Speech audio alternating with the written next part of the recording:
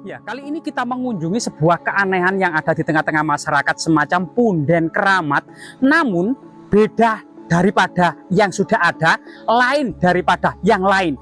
Di sini ada sesuatu yang intinya inti, ya core of the core, yaitu sebuah nama masih menggunakan bahasa Sanskerta, Troh Liman.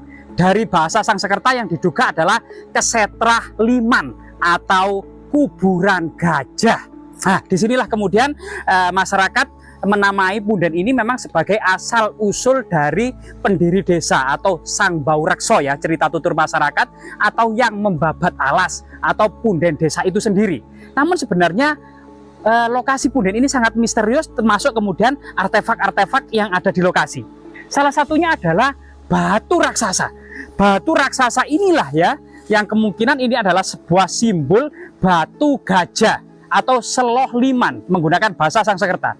Tidak banyak memang di desa-desa menggunakan bahasa Sanskerta, karena bahasa Sanskerta merupakan bahasa elit era kerajaan Majapahit, baik golongan kesatria yaitu para raja maupun golongan para pendeta utama, ya, yang suka menggunakan gelar-gelar berbahasa Sanskerta. Sedangkan nama-nama masyarakat kebanyakan masih menggunakan gelar-gelar si dan menggunakan bahasa Jawa kuno, ya. Dan lokasi ini coba kita menuju ke area punden yang sangat sakral ini. Sedangkan batu yang raksasa ini memang simbol sebagai gajah itu juga sangat rasional, karena hewan-hewan tertentu yang paling besar pada masa kuno adalah gajah. Gajah juga simbol kendaraan para raja dalam sebuah saptangga, ya, yaitu bagian dari kekuasaan seorang raja, yaitu memiliki gajah, memiliki kuda, memiliki payung, memiliki harta, ya, memiliki emas permata, penasehat, serta memiliki kepala rumah tangga. Ini merupakan saptangga dan salah satunya adalah gajah. Nah ini, dan di lokasi ini, di atas bukit kecil ditumbuhi pohon beringin yang sangat keramat ini, selain batu-batu yang diduga peradaban Neolitik, megalitik gitu, ya, ada punden yang sangat aneh. Kita penasaran, coba kita masuk ke dalamnya. Di sana tentu kita tidak mereka-reka, ya, tapi memang menghubungkan berbagai macam batu-batu ini dengan bahasa Sanskerta yang masih tersimpan dalam memori masyarakat menjadi nama dusun. Memang punden ini menjadi punden dusun Troh Liman dari kata Kesetrah Liman di desa Begagan Limo, Kecamatan Gondang, Kabupaten Mojokerto, Jawa Timur. Nah, di sini juga jalan sudah mulai dicor gitu, ya, sehingga kemudian memudahkan masyarakat untuk naik ke atas punden gitu, ya, dalam misalnya upacara ruah desa atau dalam hajatan-hajatan tertentu sebelum panen gitu, ya, atau sebelum menanam. Ada kemudian yang kebiasaan masyarakat adalah melakukan persajian, ya. Coba kita lihat di lokasi ini.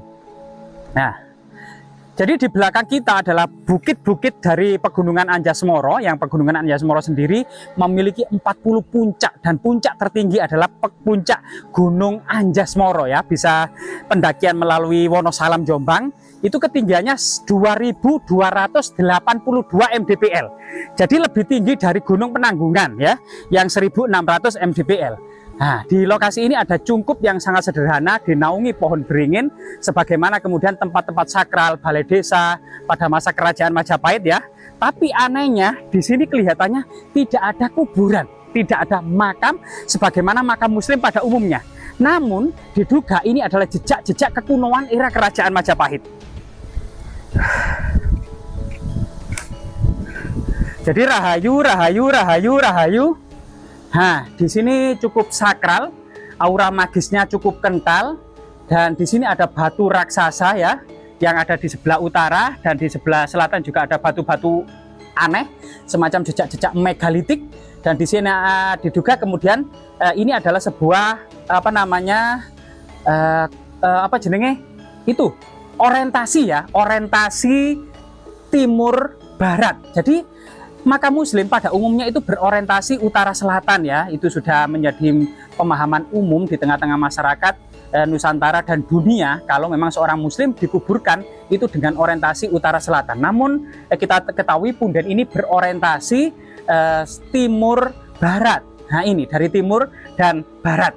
Dan diduga yang dicengkeram akar pohon beringin ini bagian kepala atau kaki ya, dan yang bawah ini yang bagian bagian barat ini kemungkinan kaki atau mungkin ini adalah simbol kepala.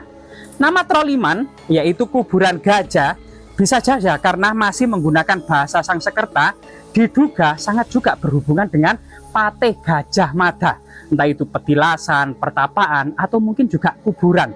Karena sebenarnya Patih Gajah Mada itu ya, itu memang seorang petinggi kerajaan Majapahit, meskipun petinggi namun bukan trah Raja Rajasa atau bukan trah Raja Singosari dan Majapahit, sehingga tetap digolongkan sebagai kawulo ya, kawulo. Sehingga kemudian diduga pada masa Hindu-Buddha, jasad Patih Gajah Mada itu di Ngaben. Namun tidak bisa dipungkiri menurut Yin Ye Senlang ya tahun 1433 Mahuan bersama rombongan Cingho sangat detail meneliti masyarakat Majapahit baik di kota maupun di desa. Salah satunya adalah upacara untuk memperingati orang yang mangkat atau meninggal ya. Ternyata ada 4 yang ditulis oleh Mahuan. Kebanyakan para petinggi kerajaan Majapahit dilakukan ngaben, yaitu dikremasi, dibakar, sebagaimana upacara membakar mayat atau kremasi yang ada di Pulau Bali. Sedangkan masyarakat kebanyakan ini ditanyakan kepada ahli warisnya. Nanti setelah mangkat, pinginnya diapakan? Dikubur ya dengan orientasi biasanya timur ke barat, atau dilarung di Sungai Berantas atau di lautan atau di danau, atau kemudian diletakkan di atas gunung. Nah, jadi sebenarnya sebagaimana saat ini di Trunyan, di Bali gitu ya, kita masih mendapati jasad-jasad diletakkan di sebuah pura tertentu, dihormati, bahkan ada diletakkan di gunung-gunung tertentu gitu ya. Ini salah satu kemudian upacara bagaimana memperlakukan jasad setelah orang tersebut mangkat di era peradaban kuno Hindu-Buddha kerajaan Majapahit. Kalau kemudian pemahaman masyarakat secara umum dan teman-teman semua diduga bahwasanya orang Hindu pasti di Ngaben, ternyata tidak. Sampai saat ini di Trunyan itu masih diletakkan begitu saja. Ternyata dalam berita Mahuan memperlakukan jasad tidak hanya di Ngaben atau dikremasi atau dibakar, melainkan juga dikubur dalam kuburan kuno berorientasi timur dan barat, juga dilarung di sungai dalam sebuah larung, termasuk kemudian diletakkan di atas gunung-gunung ya. Semoga bermanfaat. Boleh jadi ini adalah kuburan Gajah Mada karena masih menggunakan bahasa Sangsekerta yang merupakan bahasa elit era kerajaan Majapahit, yaitu Kesetra Liman, kuburan gajah. Atau juga kemudian simbol-simbol tertentu yang mengindikasikan bahwasanya nama gunung-gunung Anjasmara dahulunya pada masa Majapahit juga disebut Troh Liman atau Kesetra Liman ya, karena bukit-bukitnya menyerupai punggung-punggung gajah. Nah ini semoga bermanfaat dan membutuhkan kajian dari para ahli ya. Semoga bermanfaat teman-teman ya. Rahayu, rahayu, rahayu, rahayu, rahayu, rahayu, rahayu.